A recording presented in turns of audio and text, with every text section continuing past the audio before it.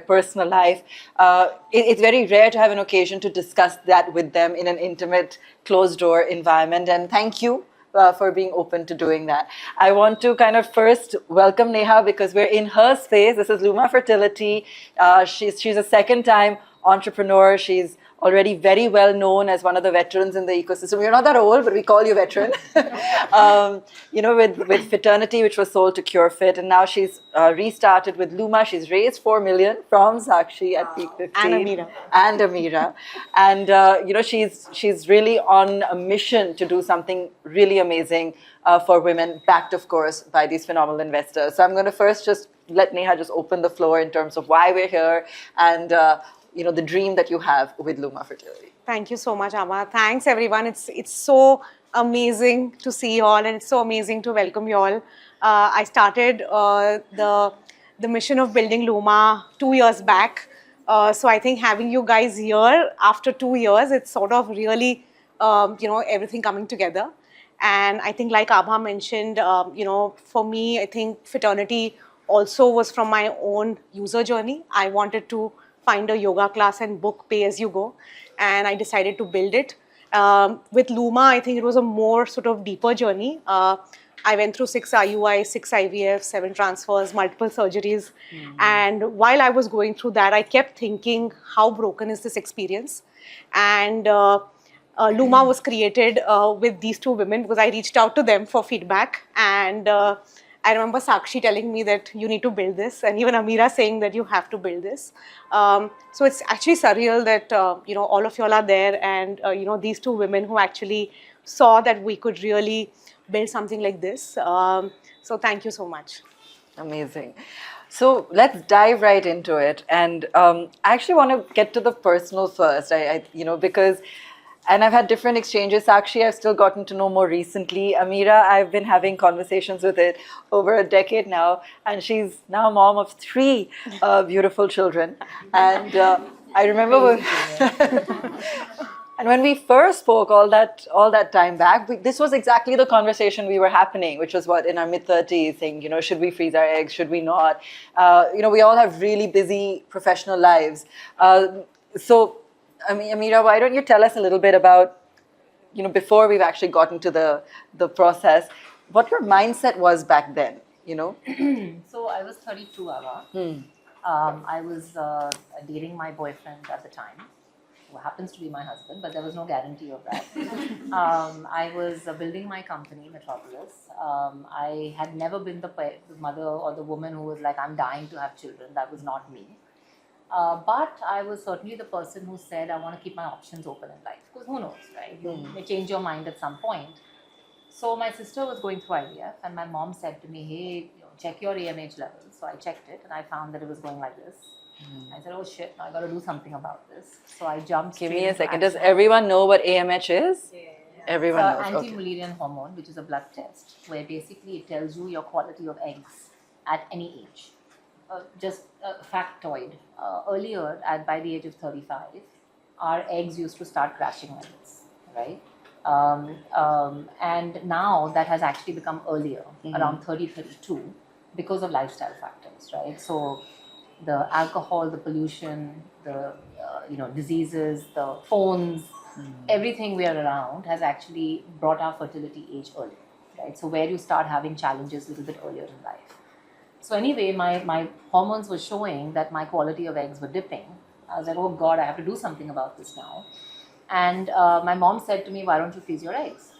And I didn't know anything about the process, so I tried to understand it. And I basically said it means, you grow your eggs and then you get them out, you keep them stored somewhere frozen. And then when you want to have a child, you take them out and hopefully you have found some man who wants to give his sperm to you. You fuse them together, put them back in your body, and you go on to have a child, right? And I was chatting with my boyfriend at the time, and I said, look, I'm going to freeze my eggs. And he was like, yeah, great. Then my mom said, look, egg freezing, and this was 2012. The technology behind it was not as stable as that time. So she said, why don't you freeze embryos? Which basically meant my eggs and his sperm, which meant I was committing to this man only after 6 months of dating him. which was a very uncomfortable feeling because you're literally putting all your eggs in one basket. Literally. You're saying literally, Yeah. I'm going to only now be with this person, and I was like, well, if I'm not with him tomorrow, we'll see. But I sort of threw the coin in the air, and we did 3 cycles of IVF.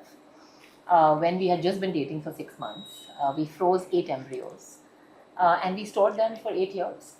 We happened to get married at some point. And then at 40, I took the first embryo batch, put them inside me, got a child, luckily. And then 24 months ago, did it again. And this time got twins. So that's how I have 3. But yeah, that was the process. I was just asking her, I said, what made you do it again? And she said, but I love being pregnant. So I was like, that's really nice to hear. And, So amazing. Yeah. Sakshi, of course, we all know you as, the hardcore investor, and not so hard, like the very senior investor, but someone who's actually known for building, great relationships. She's one of the nicer ones. She is. Yeah, She is. for sure. Yeah. But you also have been through a personal journey, and I think you're recognized for that as well, and respected in the industry in terms of, again, how you managed it. What was, I think my question is twofold in terms of your experience with IVF and making the decision to have a family, as well as how you balance that with whatever was happening in your professional life at the time. Yeah, I got married at 34, and I was honestly not even looking to get married. When my husband proposed in Venice, he had taken me Wow. shopping, and then he proposed. And then I had no choice, and I said okay, because he's standing like he's on his way in with the ring. So I said okay, and so I was very far from even thinking of having a baby or starting a family. We got married, and I was just keen to like have fun, enjoy my relationship with him.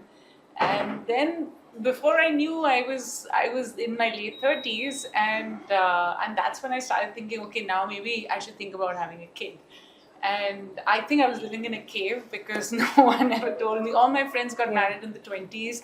Their kids were like much older. They were super fertile when they had their babies, so they never knew about IVF. So no one told me about egg freezing. No one told me about IVF. And I just kept going from one doctor to the other.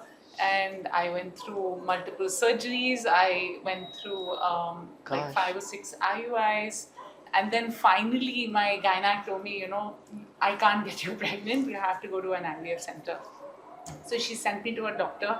And that was the hardest part, like finding a doctor who wasn't inside a hospital and, who could respect my time. And more importantly, like a clinic which was efficient. Like I can't be waiting for endless hours, getting the treatment done.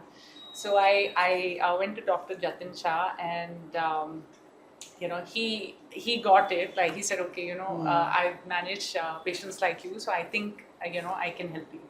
But nevertheless, it was tough because I went through 3 transfers, and on the 3rd transfer, I was 3rd time lucky, so that was great. Wow. But I think, I went through this journey thinking I'll wing it, because in life, like we all think we'll wing everything if you put effort and like you hustle enough, and you'll get the outcome you want.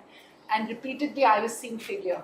And that was like the most humbling process. Yeah. Like I think getting pregnant was probably my most humbling journey in life. But finally it's the outcome that matters, and I have a beautiful son. Amazing. So good.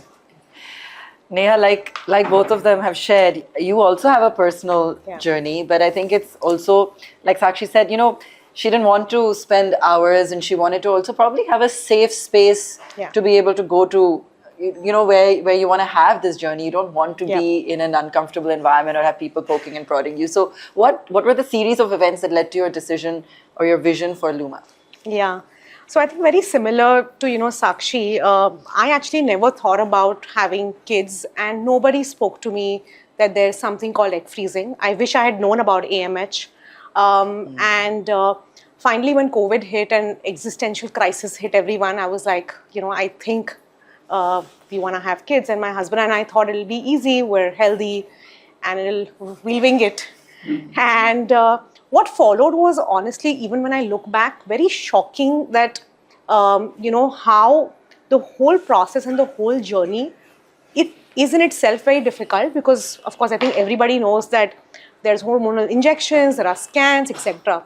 But I think what I saw happened was multiple friction points, and the experience and lack of empathy is what really riled me up, right? So I remember almost every appointment later, my husband would hear me rant, scream, cry, and at the end of it, he's like, just build it, okay? Just do it, right? Because I know that for you, it will come from your own experience and a lived experience.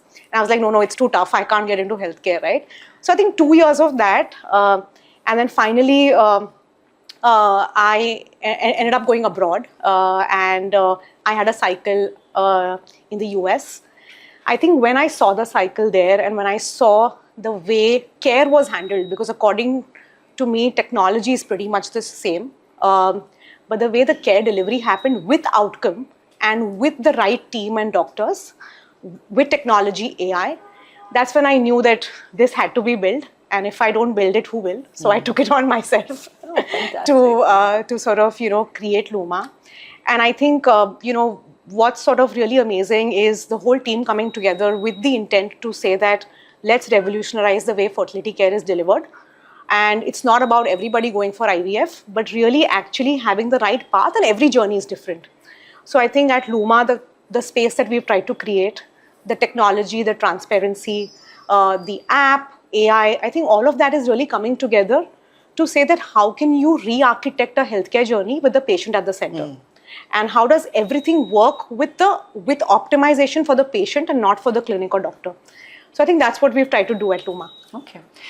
And by the way, everyone's here to take you around the space later, for you to see how they put it together. But Ameera, I know you as a very sharp businesswoman. You must be getting a lot of people pitching to you, apart from, of course, Neha's own personal credibility. But what made you want to associate with this venture? And then, of course, I'll ask Sakshi as well. I mean, look, I've been in healthcare, for 25 years. So firstly, it's very close to my heart. A little louder. Oh, sorry. Healthcare is very close to my heart. So I think doing anything that contributes positively in society, for me, is the number one. Okay. Sorry, just loudly. We're not able to hear you. Sorry. Guys, can you hear me now? Yeah. Second of all, when I met Neha, and we didn't know each other before, but what I observed was a living experience of having something which has gone through usually brings a deep urgency and a need to want to solve it. And there was a passion and there was a business experience that came with her earlier venture that made me feel like you're combining purpose along with commercial acumen, which is what really that combination is needed for business.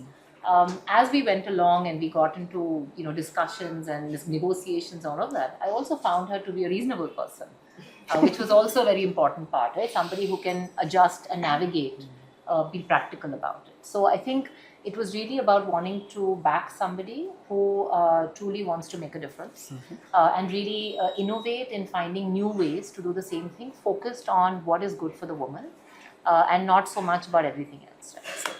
No, absolutely. Thank you. So actually, like you said, I think how, like Ameera was saying, how important is that purpose factor, and to what extent did you also see a use case for this being something that you can spread across the country perhaps, or really scale it up? Yeah. No, when I've known Neha for a while. In fact, I've known her husband for even longer. Okay, so key tip here, please know the investor beforehand. So I knew she was, she was a very capable founder. Yeah. And when she came and spoke to me about her idea, I immediately resonated because, I had gone through the whole IVF journey. And frankly, like when she spoke about words like transparency, empathy, just building a very deep relationship with with your patient, hand-holding, and more importantly, she also spoke about how she's going to use tech to really weave elements of transparency and trust in the journey. It completely resonated, and I felt like, and over the last 7-8 years after I've had my baby, I've spoken to almost 20-25 women who have gone through the IVF journey. They're kind of going through so much of self-doubt that why didn't they think about this earlier? What kind of doctor is right for them? should they really go attempt it another time? And, should they even think about surrogacy? Is it the right answer for them? Is it really having your own baby? So I actually and I'm very out there, I speak about it quite openly, because if I can help someone in their journey, I think it's good karma coming my way. So when Neha spoke about all of this, it just immediately resonated, and I realized there's such a huge gap in the market and no one's really addressing it, especially for women like us, especially in this room, all of us gathered together. We're quite common in what we would need from an IVF journey. So I thought this was a startup worth backing, and I recommended Neha to go meet my partner Rajan Anandan, who leads our search program. And yeah, it happened. We really believe in her mission. And also Spark. Yeah, but first, actually, before the investment happened, we also ran a women's grant program called Spark. So we gave Neha a 100K grant and some mentorship there. And then, we liked her thought process as it developed, and it culminated into an investment. Okay. So Thanks, Romita. So sweet. we have one chair here, by the way, in case, and one more here at the back, just in case. Okay.